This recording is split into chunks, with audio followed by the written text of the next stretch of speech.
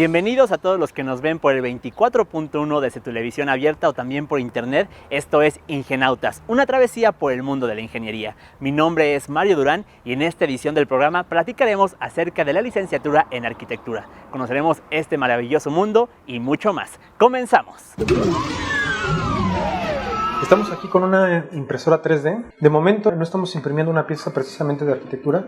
Sin embargo, sí es una tecnología que nos viene bastante bien en términos de tratar de salir del esquema tradicional, del dibujo del plano y del modelo a escala, en tanto que nos permite pasar directamente de cosas que tenemos en 3D en la computadora a un modelo o a un prototipo real.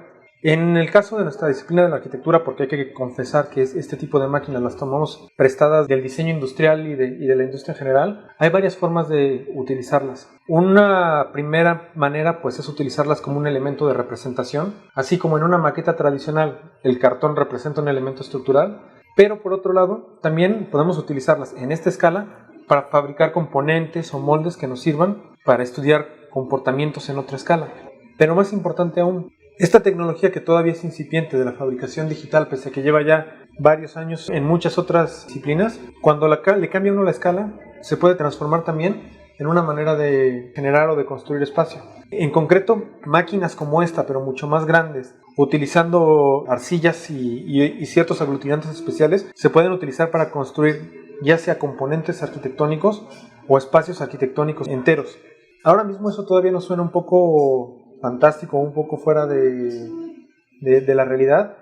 Sin embargo, ya hay proyectos como quizá uno de los más populares o más conocidos, la propuesta para una estación espacial en la Luna de Foster & Partners, donde esencialmente son robots que van caminando, recogen arcillas de la superficie lunar y las van apilando para crear un refugio para potenciales astronautas que puedan estar realizando pruebas y experimentos en la Luna. Están viendo Ingenautas, este maravilloso mundo de la ingeniería, para conocer día a día un poco más de esta maravillosa ciencia. Y el día de hoy tenemos a un invitado muy especial, al maestro Guillermo López Domínguez, quien es docente de la licenciatura en arquitectura de la Facultad de Ingeniería. Él tiene una maestría en arquitectura avanzada, además de una maestría en arte con especialidad en estudios de arte moderno y contemporáneo. Bienvenido, mi buen Memo. ¿Cómo estamos? Muchísimas gracias por la invitación, Mario, y a todo el programa. Perfecto, la verdad es que queremos conocer lo que nos brinda la ingeniería día con día, porque sabemos a todos los que nos están viendo en casa que sin duda la arquitectura como tal está alrededor de nosotros, ¿no? Mira, paradójicamente la arquitectura es un espacio en el que crecemos constantemente y sin embargo muchas veces nos pasa desapercibido en tanto que se convierte como una especie de escenografía, pero es algo con lo que convivimos desde el principio de nuestra vida. Oye, a ver, dime tú, ¿qué hace un licenciado, un arquitecto como tal, el licenciado en arquitectura? ¿Qué es lo que hace? Mira, yo creo, para empezar, que es una de las disciplinas que tienen un campo de acción muy abierto, sobre todo porque no quiero abordarlo directamente como en el presente, Ajá. sino considerando que es una disciplina que tiene miles de años literalmente funcionando, ha ido desarrollando muchísimas ramas, ¿no? Fundamentalmente se encarga de desarrollar el espacio, el hábitat para el ser humano, y de resolver pues las necesidades que tiene de espacio y de infraestructura, pero también incluso pues necesidades espirituales y morales para realizar sus actividades. Y por ejemplo, un arquitecto, ¿en qué diferentes áreas o funciones puede desenvolverse en un proyecto o alguna obra? Prácticamente en todas las partes de todo el proceso, desde la concepción del espacio, evidentemente Okay. Todo el trabajo, el análisis preliminar, que es fundamental, poder estructurar un programa arquitectónico con las necesidades, leer y entender el perfil de cada uno de los usuarios, de los participantes y de los habitantes, el desarrollo y la redacción de un anteproyecto, un proyecto ejecutivo, que es finalmente donde están pues todas las instrucciones para los detalles especificados, cada lámpara, cada contacto, cada piso, y finalmente la supervisión de la obra e incluso pues después el proceso de darle seguimiento al uso postocupacional de los espacios. O sea, son diferentes etapas en las que puede intervenir como Exacto. tal. Porque de repente solemos nada más pensar que un arquitecto se dedica a la parte del diseño de vivienda y ya, ¿no? ¿Qué otras áreas hay? Industrial, salud, infraestructura pública, deportes, educación, no sé si ya lo había mencionado. Ajá. Y además de cada una de estas áreas, digamos, está la restauración, Okay. el diseño, está todo lo que tiene que ver con áreas como de mantenimiento, O sea, hay diferentes ejes en los que se puede desenvolver Ajá. alguien que decida estudiar o dedicarse, exacto, dedicarse a estudiar arquitectura. Hoy en día todo lo que tiene que ver también con las certificaciones, con la cuestión bioclimática, con el espacio público, con las nuevas tecnologías, que todos acaban siendo parte del entorno donde habitamos regularmente. Oye, y se dice mucho que de repente los proyectos como en sí ya una vez acabados reflejan mucho la esencia del arquitecto, ¿no? ¿Tú qué crees de ello? Esa es una pregunta interesante y complicada. Yo creo que lo difícil sería decir que no lo reflejan o que no están ahí. O sea, como cualquier creación humana, algo de quien lo hace tiene que quedar plasmado. Sin embargo, no creo que sea como la única función. Creo que a lo largo del tiempo refleja más a los usuarios que la habitan que al que la ha creado. Porque ellos sí que la van transformando, sí que la van adaptando, sí que la van acondicionando y reconvirtiendo según van modificándose sus necesidades. No son piezas estáticas. Lo vemos en edificios contemporáneos que al poco tiempo pues necesitan irse ajustando, pero en la arquitectura histórica tenemos conventos que se reconvirtieron en cárceles, que se reconvirtieron en edificios públicos, en museos, ¿no?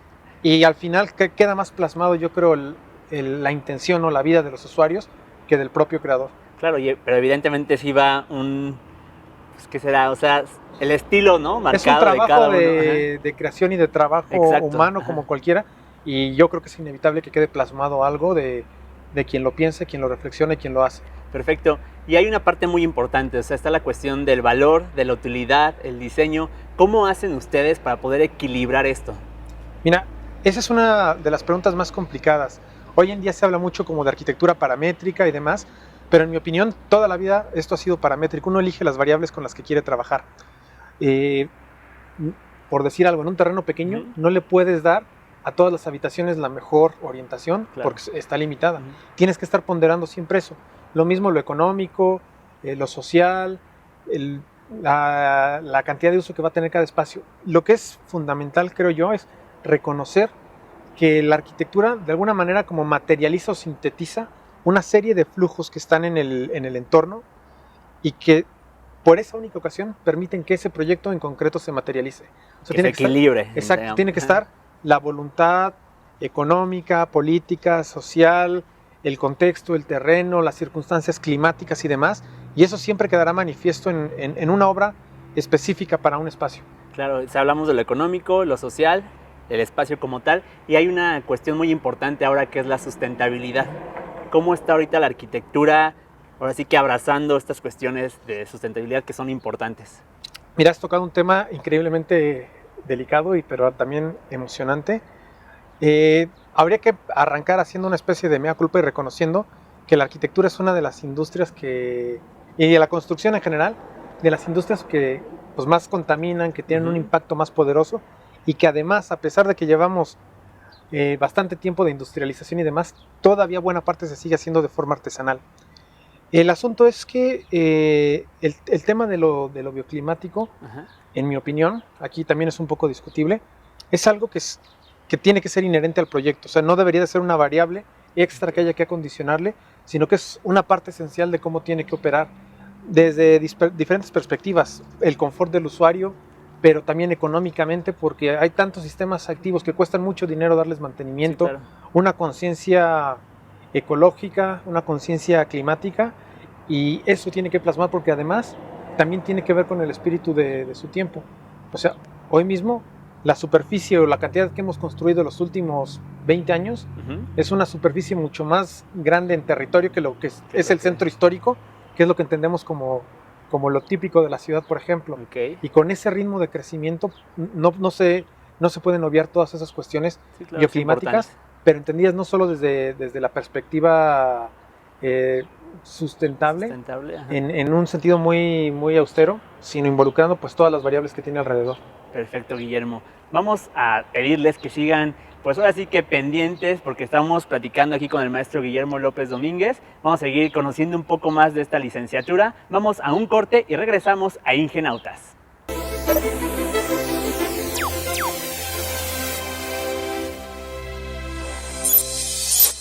Regresamos a Ingenautas, les recordamos nuestras formas de contacto que aparecen en pantalla o a través del correo electrónico ingenautas@gmail.com. y nos quedamos picados con la plática. Muy interesante todos los factores que nos dices, pero ahora quiero conocer un poco más de ti. ¿Qué es lo que has desarrollado tú como arquitecto? ¿En qué proyectos has estado? Platícanos un poco de ello. Bueno, depende desde dónde quedamos a abordar la plática. Ajá. Mira, en primera instancia quizá la práctica más reciente tiene que ver con muchos espacios dentro de la universidad. Okay. Ahora estamos acá en la biblioteca de Campus Juriquilla, pero pues también los invito a que visiten la biblioteca del Centro Histórico en Filosofía, donde además está la librería Hugo Gutiérrez Vega. He tenido la oportunidad de trabajar en talleres para Bellas Artes, en salas de juicios orales, en otras bibliotecas en la Sierra. Hemos hecho aulas en diferentes espacios, laboratorios para producción de alimentos. Digamos esto como en O sea, recientemente. Has tenido diferentes intervenciones, por Exacto. llamarlo de alguna forma. Y también, desde luego, hay una parte que tiene que ver como pues con los intereses y con la investigación personal. Yo he estado trabajando, tratando de investigar algunas otras maneras de hacer arquitectura. Originalmente he trabajado en un libro sobre la destrucción y el deterioro como procesos para abordar el espacio arquitectónico.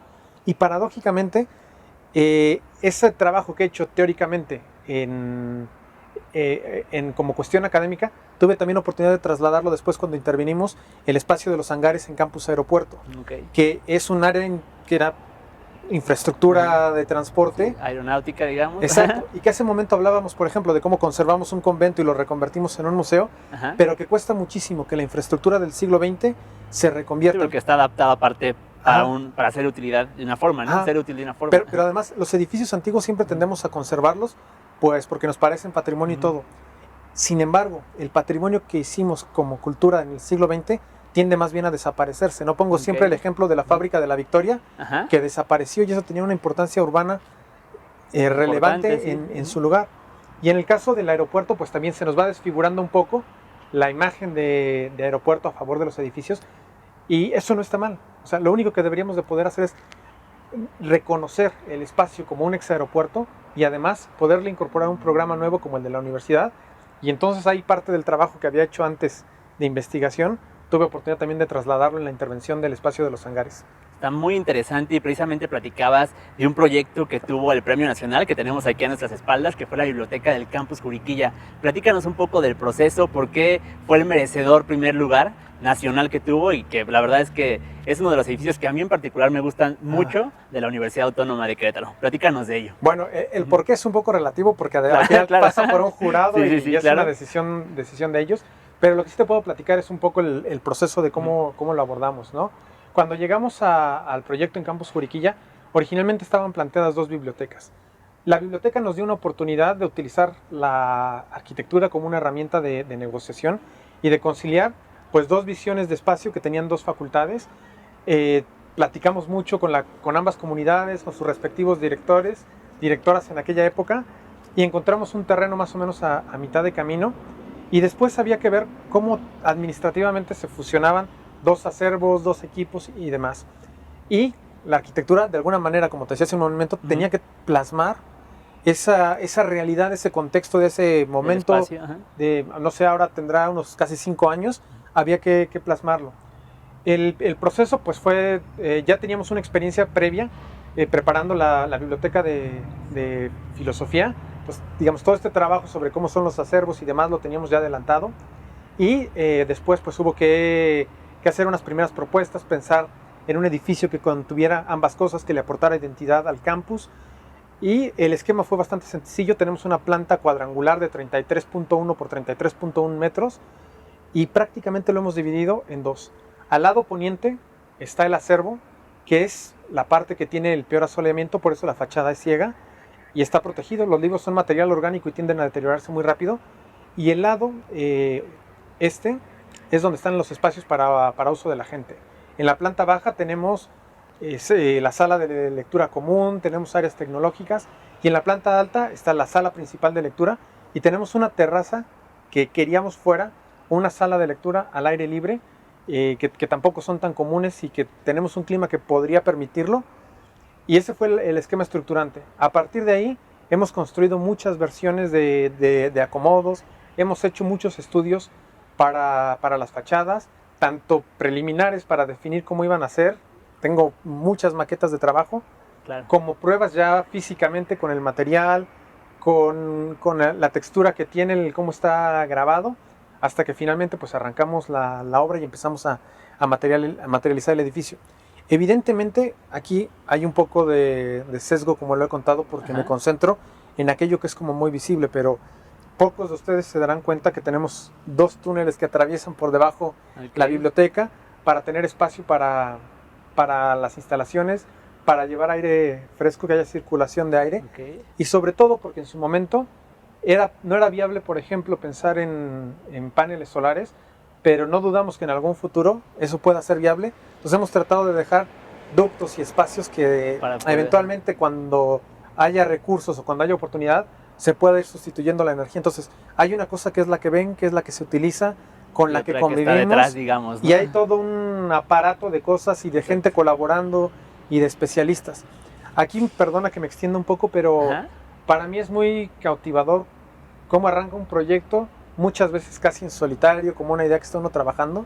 Y cómo va creciendo. Pasa un pequeño equipo, después es un equipo mediano, y luego cuando te das cuenta ya haces la suma de toda la gente que participó en el desarrollo del proyecto, en la ejecución material, administrativamente y demás.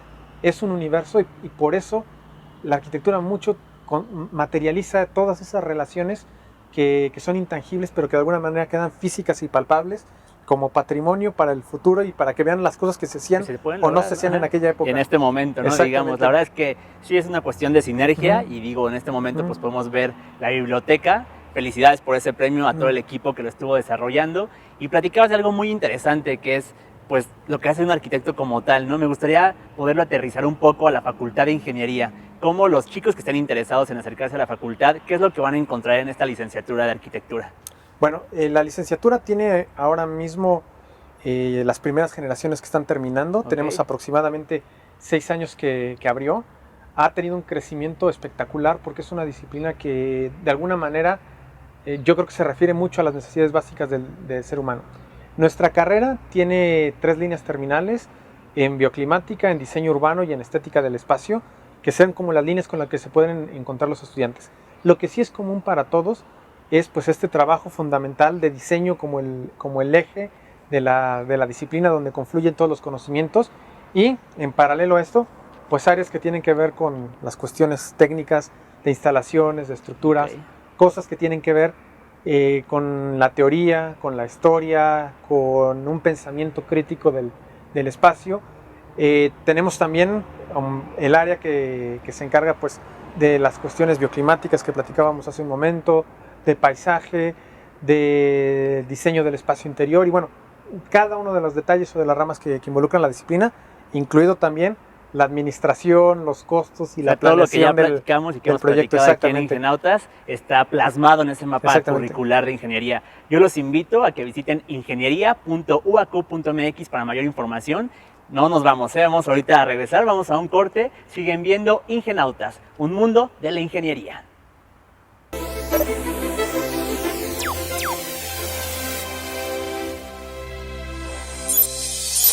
Regresamos a Ingenautas. La verdad es que está muy interesante la plática. Te agradezco la verdad por este tiempo, y a los que nos están viendo, estamos en este 6º programa de Ingenautas con el tema Arquitectura para la Vida, porque así es la arquitectura, como lo hemos venido platicando. Platícame ahora esta cuestión de la nueva tecnología que hay en la arquitectura, cómo se están cruzando, porque pues la tecnología día con día avanza, y evidentemente en estas ramas como son las ingenierías, pues tiene que llegar a un punto en el que pues ahora sí que hagan sinergia, ¿no? Como decíamos. Mira, al principio platicábamos sobre que la arquitectura es una disciplina muy vieja, ¿no? Entonces tiene construido un repertorio grandísimo para bien y para mal, tan solo desde la perspectiva teórica, histórica. Han pasado muchísimas cosas ya, lo cual, por un lado, nos puede complicar en pensar en cosas nuevas. O sea, seguimos construyendo de manera casi igual que las pirámides, súper artesanal, cargando cosas, subiendo las piedras y demás. Pero por otro lado también es verdad que si ha sobrevivido tanto tiempo es porque ha tenido una capacidad increíble de adaptarse y de reconocer su entorno y sus cambios.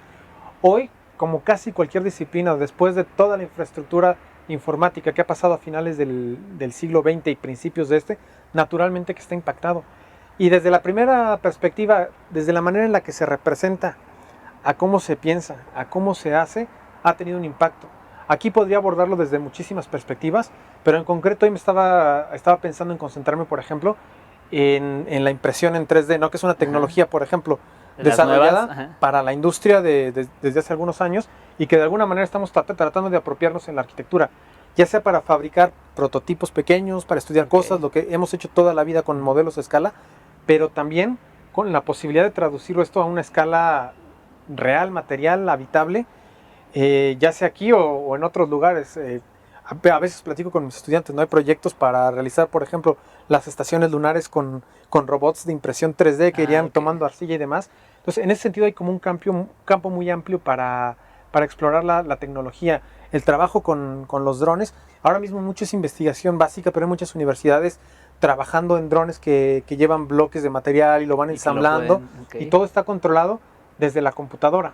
Y eso es importante porque la mediación que hay entre lo pienso, lo dibujo, alguien más lo ejecuta y lo miramos terminados, se va cortando. Esa mediación se va haciendo más estrecha y podemos pasar de un modelo informático donde están plasmadas todas las características del edificio directamente a su fabricación, material tangible y habitable. Muchas de estas cosas probablemente no las estamos haciendo ahora o habitando, claro, pero no... Pero es la línea en la que va, digamos. Exacto, no es de extrañarnos que en un futuro próximo eso esté pasando. Hay otra línea también de trabajo fundamental que tiene que ver pues con espacios que sean orgánicos, y me refiero literalmente, o sea, con entidades biológicas que puedan estar trabajando en construir el espacio, en materiales creados a partir de entidades orgánicas que puedan transmitir esas capacidades físicas y espaciales al espacio habitable. Y desde luego el trabajo teórico, histórico y demás siguen siendo áreas amplísimas de trabajo. A mí me parece que tocaste un punto importante, esta cuestión histórica de la que hablas, porque ahorita hay modelos, precisamente decías, de casas transportables, solares, hasta cuestiones que ya son, que cargan la casa, como en estas cuestiones como de helicópteros y demás, las llevan a otros lugares. ¿Cómo crees que se afecte la forma tradicional de hacer arquitectura? ¿Lo ves a bien, lo ves a mal? Mira, para empezar, permíteme que sea tan fijado, me voy a tomar la palabra que has dicho, afectar. Yo creo que en realidad no se afecta, tal vez se impacta, pero el afectar tiene como una connotación un poco negativa. Yo creo que por el contrario, la manera en la que estamos disfrutando, aprovechando, conociendo nuestro espacio habitable, se transforma naturalmente. Hemos cambiado tantas formas de convivir, de vestir, de comunicarnos, que naturalmente la manera en la que nos relacionamos con el espacio cambiará. Muchas de esas cosas nos parecen hoy como nuevas porque las miramos como con ojos nuevos, pero ahora mismo viene a mi mente muchísimos proyectos de las décadas de los 60 o incluso de las vanguardias de siglo, que ya hablaban de ciudades instantáneas, que ya hablaban de ciudades que caminaban, que se desplazaban. En algunos casos ahora lo estamos palpando por primera vez, y en otros ya están ahí, solo que nos vienen disfrazados de otras cosas que no nos damos cuenta, pero ya están ahí, ya son tangibles. Como dicen, el futuro ya está aquí, o sea, hay veces que no nos damos cuenta precisamente de esto. Hablabas de las tecnologías como es la impresión 3D y de otras. ¿Cómo es que estas tecnologías ahorita están, no afectando, pero bien sumando entonces a la arquitectura como tal? Bueno, en un principio desde su discusión y desde plantearnos cómo tengo menos mediación y le pongo a imprimir y pasa una idea directamente a hacerse. Claro, ahora la estoy haciendo en mi escritorio en una manera pequeña, pero el principio esencial de esta tecnología solo hay que replicarlo con el material y con la escala adecuados, y se puede replicar en un espacio habitable donde la gente pueda estar conviviendo físicamente. O sea, es una cuestión ahora mismo de infraestructura, probablemente económica, pero que tarde o temprano estará ahí. O sea, es la misma tecnología literal, solo es una cuestión de escala y de trasladarla. Entonces, ¿cuál dirías que es el reto de la arquitectura en este momento? Híjole, esa es una pregunta muy complicada porque hay muchos retos delante, y esto pasa como en la política un poco, ¿no? Que decimos, no, pues cuando se solucione la salud ya está, y otros dirán, no, la educación, todo. En realidad son muchos retos que hay que abordar a la par. Creo que de fondo, lo principal siempre será la dignidad para el ser humano, para la forma en la que habita, y eso debería de ser así lo esencial. Y luego están todos los retos que le acompañan, lo sustentable, lo político, lo económico, cuidar nuestras ciudades, cuidar nuestro entorno, la alimentación, cómo la arquitectura puede contribuir a todas esas cosas en las que tradicionalmente no está, pero al ser una de nuestras principales interfaces y una de nuestras principales mediadoras con el entorno, tarde o temprano tiene que abordar la manera tan intensiva con la que se construyen los edificios, esta idea que tenemos de que la arquitectura es permanente y es para toda la vida, que a lo mejor podemos pensar en que los edificios tengan fecha de caducidad o sean reciclables, ya sea por sus actividades como ha sido hasta ahora, o por sus materiales. Y entonces creo que es un espectro muy amplio hay retos para abordar. Hay muchísimos buenos ejes en los cuales se pueden desarrollar los que estén interesados. Yo en verdad los invito a que visiten ingeniería.uaq.mx para mayor información. Y finalmente me querías platicar acerca de la maestría en arquitectura. Sí. Rápidamente, si nos puedes contar para también los interesados que nos están viendo. Bueno, pues claro, quería platicarles que además del programa de licenciatura tenemos un programa de maestría en arquitectura que además está en el padrón de posgrados de calidad de CONACYT. Tenemos ya 4 o 5 generaciones que están ahí, y ahí nos encargamos fundamentalmente de explorar 2 rutas principales, ¿no? Una que tiene que ver con diseño avanzado y otra con sustentabilidad. Y bueno, pues lo mismo, les reitero la invitación a buscar la información y los detalles pertinentes en la página de la universidad. Perfecto, el maestro Guillermo López Domínguez, muchas gracias por acompañarnos en este programa de Ingenautas. ¿Un último mensaje que le quieras decir a los televidentes? Fundamentalmente agradecerles su tiempo y su paciencia, pero sobre todo invitarles a reconocer y a disfrutar el entorno construido que tienen. Nos hemos acostumbrado a conocer el patrimonio histórico, pero la mejor manera de preservar ese patrimonio es irlo aumentando, y tenemos unas ciudades que nos piden muchísimo todavía y que tenemos que ponerles cariño para que de verdad sean el entorno donde queremos desarrollarnos y donde podemos potenciar nuestras capacidades. Muchísimas gracias. Perfecto, Guillermo, muchas gracias por acompañarnos, y yo los invito a estar pendientes de Ingenautas, esta travesía por el mundo de la ingeniería, y además a mandar sus comentarios a ingenautas.uaq@gmail.com. Mi nombre es Mario Durán y nos vemos la siguiente semana con más información, con más noticias, más avances del maravilloso mundo de la ingeniería. ¡Hasta la próxima!